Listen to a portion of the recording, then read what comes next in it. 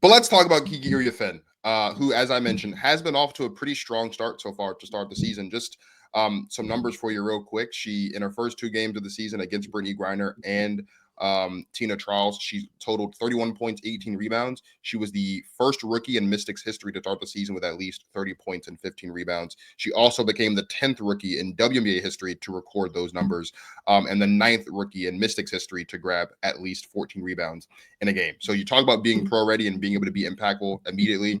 Kiki Iriafen has done that so far to start the season for the Mystics. Martin, do you think Kiki Iriafen can win Rookie of the Year this year?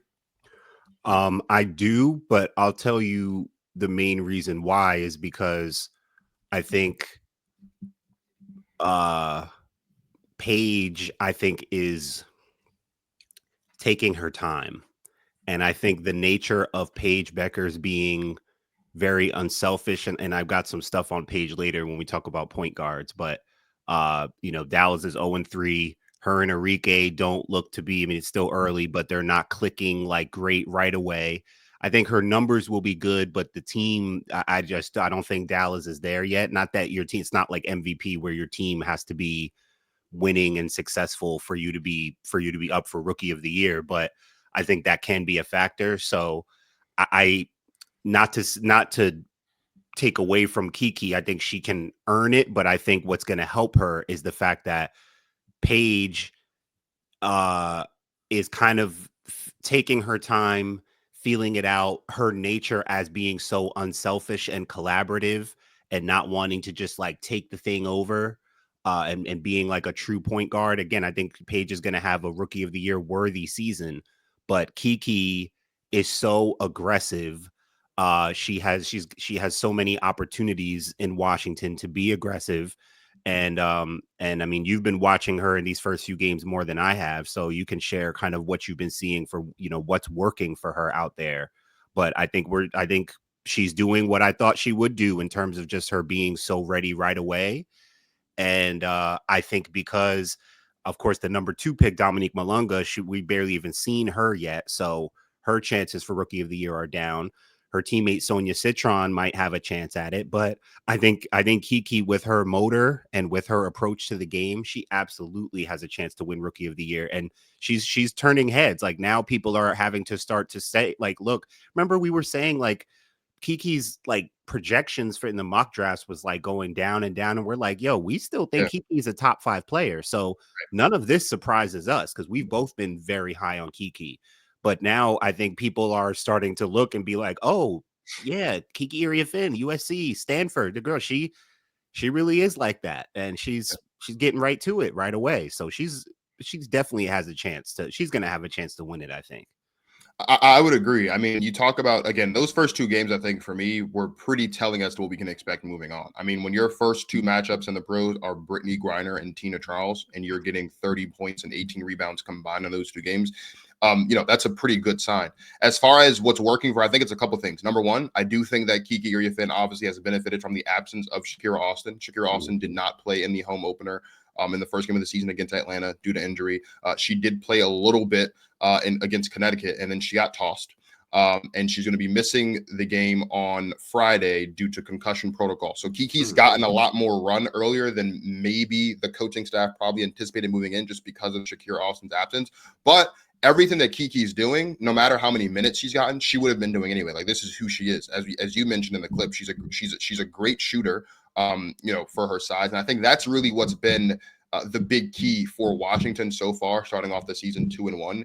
It's Brittany Sykes obviously has been initiating the offense a lot because Georgia Amore is not there. And so she splits that responsibility between herself and Jade Melvin, who's also been having a pretty good season so far to start off. But they get Kiki to her spots. Like, they know where Kiki likes to go, and they get her to those spots, and she goes from there, whether it's, those mid-range shots from the free throw line, posting up down low. She's also just super aggressive as well, as you mentioned, like whether it's just rebounding, whether it's running the floor.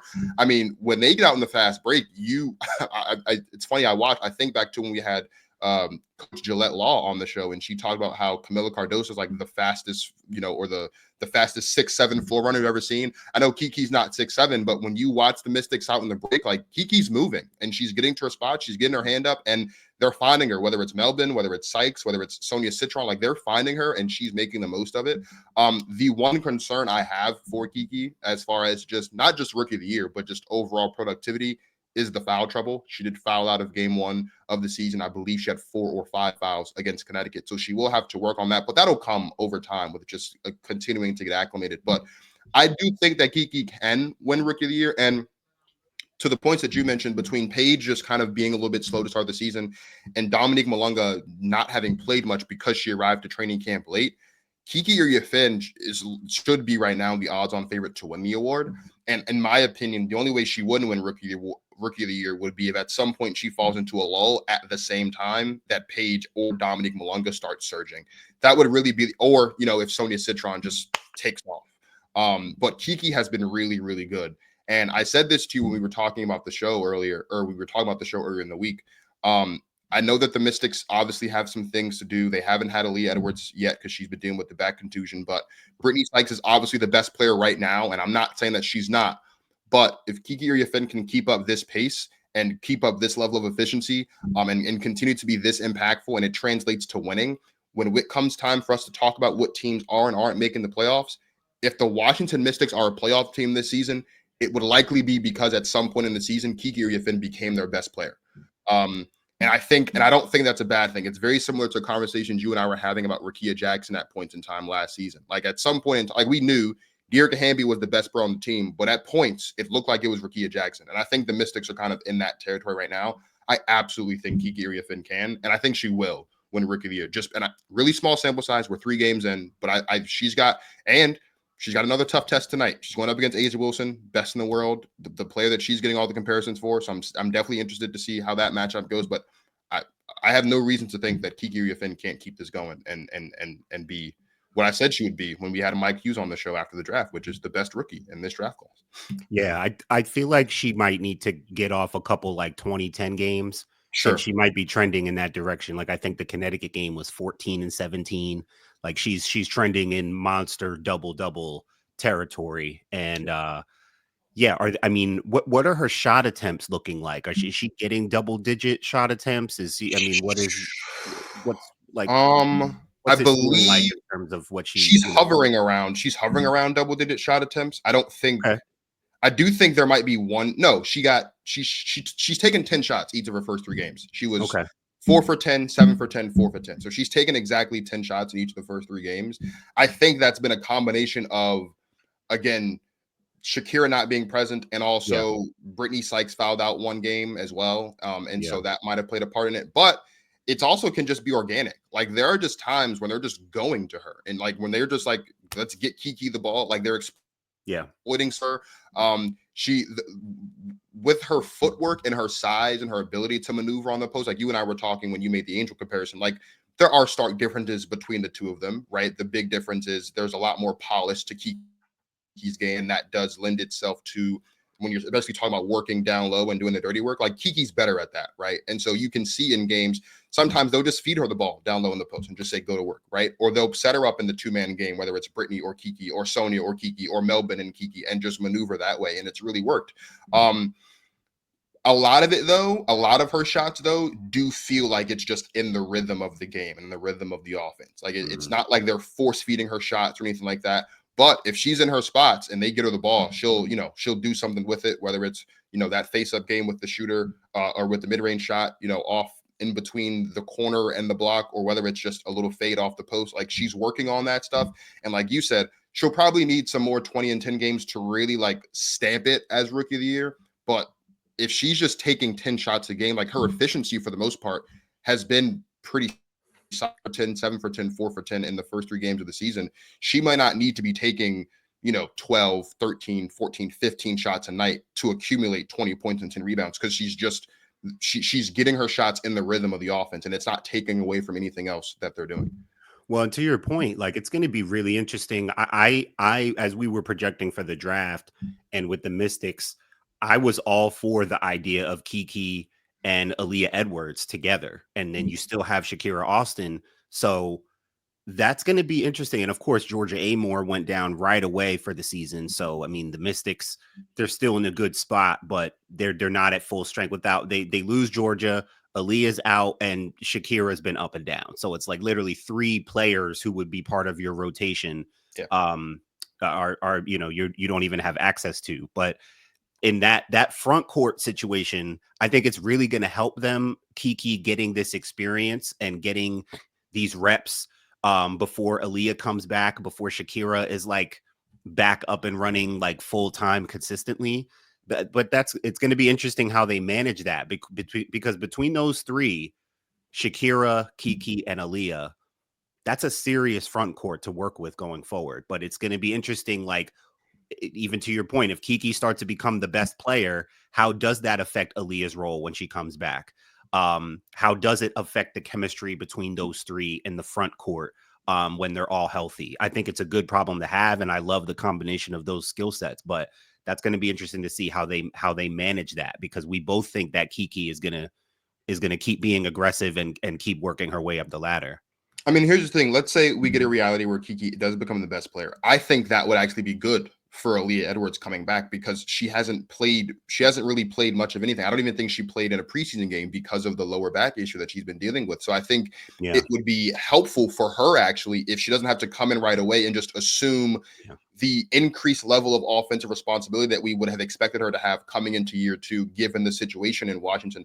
With that being said, even if Kiki's not the best player in what I believe is 2 weeks by the time Aaliyah will be reevaluated again, you still have Sonia Citron, who's still been playing well, right? And I'm not saying that Kiki Iriafen is overshadowing Sonia at all, because that's not the case. Like, Sonia is shining in her own way, but I think it's very different, right? And I think, again, as I talked about when we had Mike Hughes on the show, and I'll play the clip in just a second, the WNBA is predisposed to just be known for its all-time great big talent at the forward and center position. And so when you see a player in Kiki Iriafen who's matched up against BG, who's matched up against Tina Charles, who's going to be playing up against A'ja Wilson tonight, they've got Mercury. They got the Mercury next, so that'll be a matchup against Satu, right? Then they play the Fever, so she's going to be up against Natasha Howard and Aaliyah. Like, when she's being this effective against this caliber of talent, it's almost kind of like, wow, like that has to be a sign of great things to come.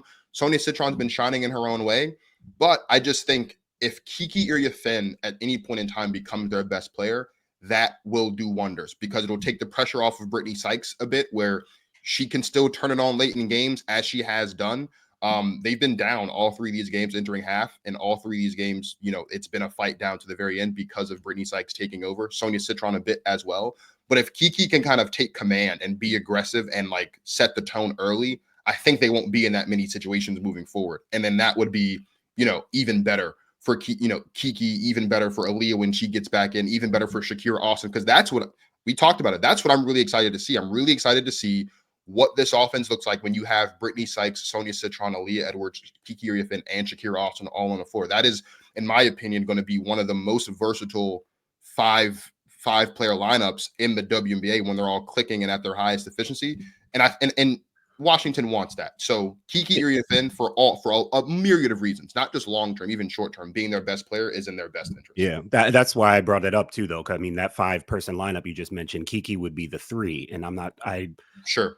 That'll be interesting if they think she can play the 3, if they're going to play her more on the wing. So we'll see how she's playing. But that's why I brought it up, that front court, because one of them will get left out. I don't think that, again, unless she's starting to show small forward tendencies, I don't see that.